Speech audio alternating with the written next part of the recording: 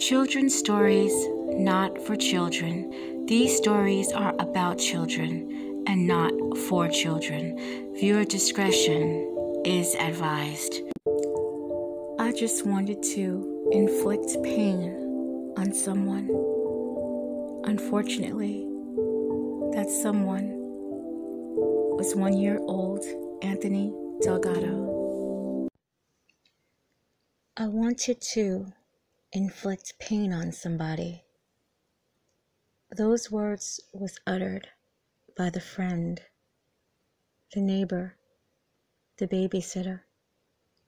Gloria Fields had no remorse. While family members addressed the court, they couldn't find the words.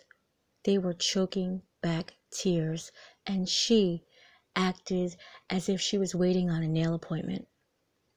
From February 19th through February 21st of 2016, she was charged in taking care of the boy, and too eager for the job. The Delgados were moving, and they wanted to ensure the safety of their son while they carried on with their responsibilities. For 3 days, they did not know, but Anthony Delgado was systematically being tortured. She was slowly killing him. His entire body was covered with bruising, all but the bottom of his feet. Fields would violently shake him, throw him purposely and forcefully onto hard surfaces, slamming his little head on the ground while he was strapped in his stroller.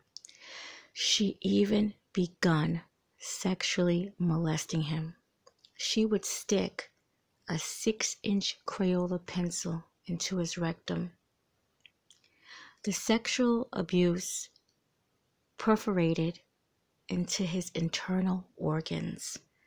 The abuse took place at the apartment complex that they resided at, and also at a Buffalo Exchange. That's some type of clothing store in Manhattan. I don't know if it was caught on CCC footage. I don't know if she worked there. They didn't really elaborate, but those are the two places this little guy was being abused. This woman had 9 prior charges. I'm not sure if any of them was sexual or physical abuse towards children, but she did have 9 priors. Before Anthony's mother would return home, she made sure she had texted her and told her that Anthony had fallen, but in reality, the child was unconscious and covered with bruising. Fields was arrested along with her boyfriend, who was there the entire weekend. Now, before I continue, I don't know if this boyfriend turned state evidence. I don't know if he didn't have anything to do with it completely. But when I say completely, maybe not the actual physical or sexual abuse, but, you being there and not stopping the abuse of a minor, that's reckless endangerment of a child. So I'm not really sure. I didn't really find too much on him. They were basically focusing on Gloria Fields, the catalyst for all of this. That weekend, the couple would smoke marijuana and use heroin. Why would she do something like this? How could she do something like this? Field told authorities she blamed Anthony's grandmother for reporting her to social services, and she did these things to Anthony in retaliation because her call was a result in her losing custody of her own children. Now, before I continue, normally DHR, or should I say always, DHR never says who calls and who makes a complaint on whoever the complaint is about. But somehow she thought, or she found out, that the grandmother of Anthony made these complaints. And again, DHR, that's Department of Human Resources, DHR does not come to anyone's home and just pull the kids out. They have to have probable cause.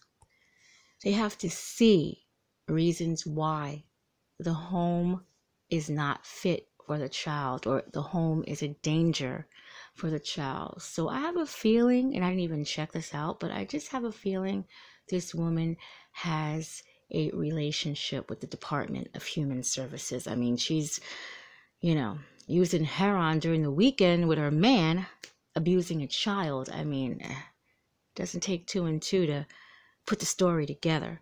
But she said she did all this because her child was taken away on the result of Anthony's grandmother. I mean, just horrible, awful, terrible that this little person had to go through all this for somebody else's careless acts toward their own children.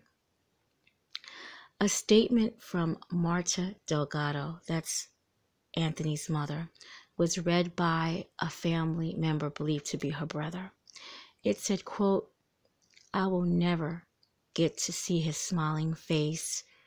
I don't think I will never stop grieving his loss," unquote. I would never want the feeling, and I hope I never get the feeling. I know at any age losing a child can be devastating, but especially in this type of manner, when he was murdered, and he was murdered viciously, and he had to feel pain, that has to hurt.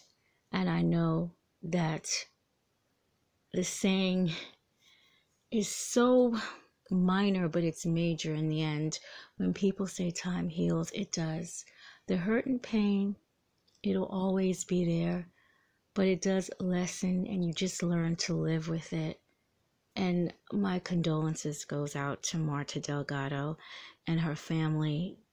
That's horrible. This is horrible to know that somebody that you knew would do this to your child.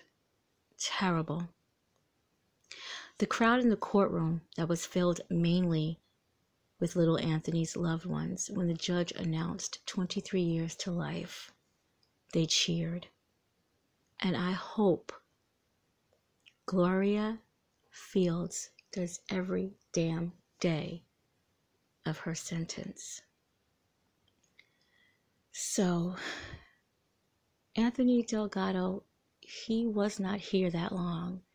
He was only here for almost 2 years. He was 17 months when he passed away, a little bit over 1 year old, but he was here. He was here, and unfortunately, his life was cut short by a vindictive woman, a drug addict woman, someone who didn't even care about herself, that she would inflict such harm on an innocent child. Anthony Delgado was here, and like I always say, you can't forget what you didn't remember, and now you'll remember Anthony. Rest in peace, Anthony. You didn't deserve this. Rest in peace.